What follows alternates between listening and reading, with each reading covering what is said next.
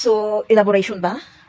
Kung bakit ko nasabi na may narinig ako sa kanila na milyon-milyon daw ang kontrata para sirain ang isang buhay ng katulad kong nagbibigay ng katotohanan. Lalong-lalong sabi ako kung sino ako. Kasi sila ang mas nakakaalam sa Bible prophecy. At sila ang nakakaalam kung bakit na-distort ang Bible. May naalis doon, may napalitan. At yung mga techniques nila. Andito na actually tayo sa one world government.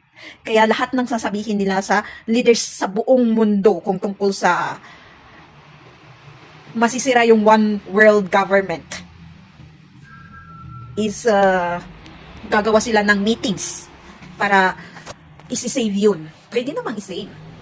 Pero dapat bumalik na tayo sa dati, which is yung may kaayusan, nakikinig tayo, walang matigas ng ulo, at alam talaga ang tama at mali, at hindi maka-materialistic world. Pwede mo namang maging mayaman, pero idaan mo sa tama, kukunin mo sa tama. Excuse me, bakit ko sinabi na walang accountability ang isang nagtatrabaho sa isang gobyerno? Lagi nang nasun, kasi ginagawa ko lang naman ang trabaho ko. Kung mali ang ginagawa mong trabaho, bakit hindi mo sitain? Kasi isa ka lang din sa nagbabayad ng tax. Kahit boso man yan. Or isa ka doon sa tamad gawin ang trabaho. Kaya kung anong gagawin mo, yun lang. Dito kasi sa amin, for sure, mostly, sa ibang lugar, lalong-lalo sa provinces, ang kinukuha nilang trabahador is yung kapit-kapit or kilala nila. O yung nagbabalidate sa kanilang hungerness na pangangailangan ng attention. Lalong-lalo yung magiging mabango yung kanilang pangalan. Kung kunin mo kaya yan sa sarili mo at sa Diyos, mas malakas pa. Yan ang gusto kong ipaliwanag at yan ang kung ano ako at pakiramdam ko.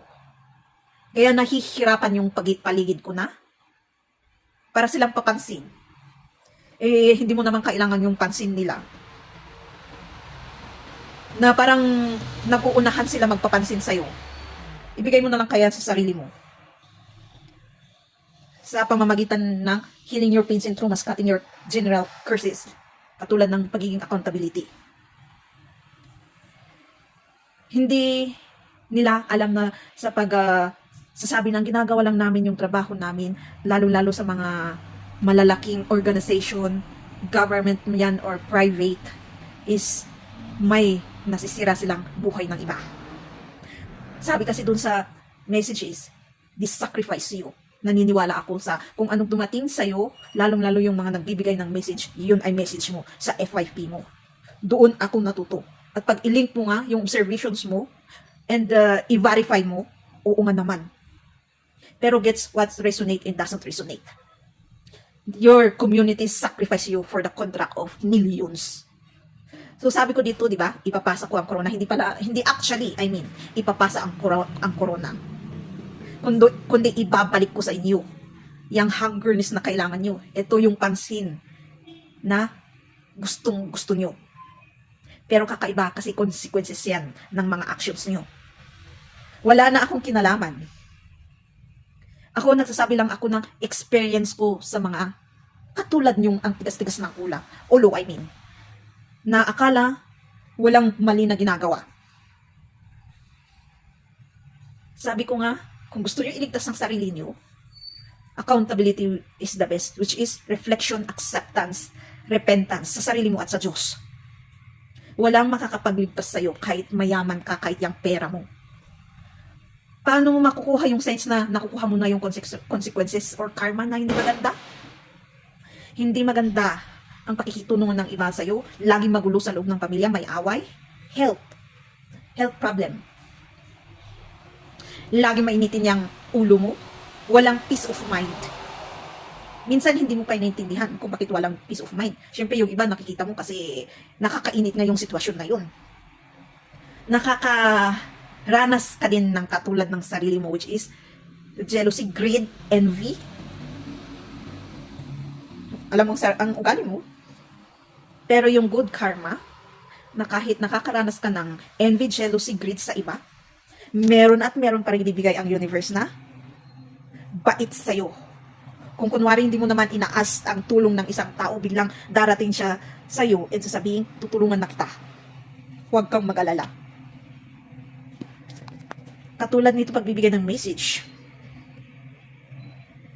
Dati ko konti lang kami, biglang lumakas, dumami. Nagkaroon sila ng confidence and courage.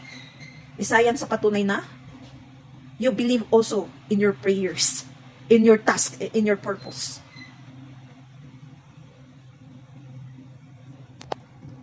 Ito yung isa sa purpose ko, kaya pumunta ako dito sa earth. Binaba ko yung sarili ko as human being para ma-experience din at maintindihan ng tao. Pero napakasimple lang naman pala, yung tigas lang ng ulo nila, selfish ego and pride, tapos pagmamahal sa pera, materialistic world. Yun lang ang malaking problema. Kaya paulit-ulit ko na, hindi talaga kaya ng human beings na mag-stand ng kanilang sarili kahit anong race man yan. Kaya may sinabi ako sa English channel ko na may pupunta dito na hindi lang ako na anghel dati at tutulong yung mga few half angel, half human or whole human race from Adam and Eve, yung few na nag-response. Meron na akong nakikitang iba-ibang lahi na gumagawa ng messages na andito na daw yung mga anghel at gumagawa ng gulo. Kasi hindi yung mga yun na nagbibigay ng message, hindi nila naaaninag. At hindi kasi nila nakikita yung sarili niya, tinuturungan nila yung sarili nila at mundo. Hindi nila kayang aminin sa sarili nila. Sa pag-aamin lang sa sarili, tinutulungan mo ng sarili mo at mundo. Simple lang yun pero napakalaki. So, hindi pala ipapasa ang corona, kundi ibabalik ko. Babalik sa kanila. Good luck.